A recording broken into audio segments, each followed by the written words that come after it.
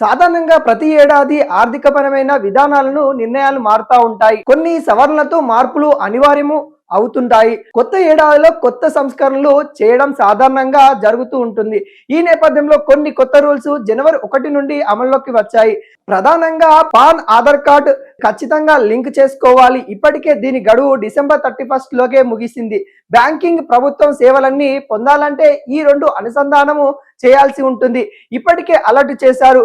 ఈ Aadhaar pan linking process పూర్తి కాకుంటే ఫైన్ ₹1000 చెల్లించి ఆధార్ పాన్ లింక్ చేసుకోవచ్చు.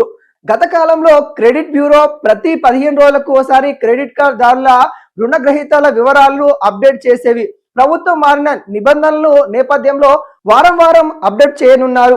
వీటి వల్ల ఈఎంఐ చెల్లించకపోతే క్రెడిట్ స్కోర్ పై వెంటనే ప్రభావితం ఉంటుంది. డాలర్తో పోలిస్తే రూపాయి విలువ తగ్గిన నేపథ్యంలో ఇంకా తయారు ఖర్చులు పెరగడం కారణంగా కార్ల ధరలు జనవరి 1 నుంచి పెంచుతున్నట్లు పలు కంపెనీలు ప్రకటించాయి. ఇందులో Hyundai motor India, Renault India, JSW, MG motor, Benz, BMW వంటివి ఉన్నాయి.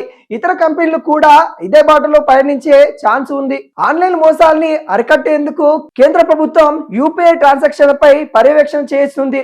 దీంతో పాటు టెలిగ్రామ్, సిగ్నల్, వాట్సాప్ వంటి మెసేజింగ్ యాప్ కోసం సిమ్ వెరిఫికేషన్ నిబంధనలను కఠినం చేయనుంది. ఇక్కడ మోసపూరిత కార్యకలాపాలు చెక్ పెట్టడమే లక్ష్యంగా పెట్టుకుంది.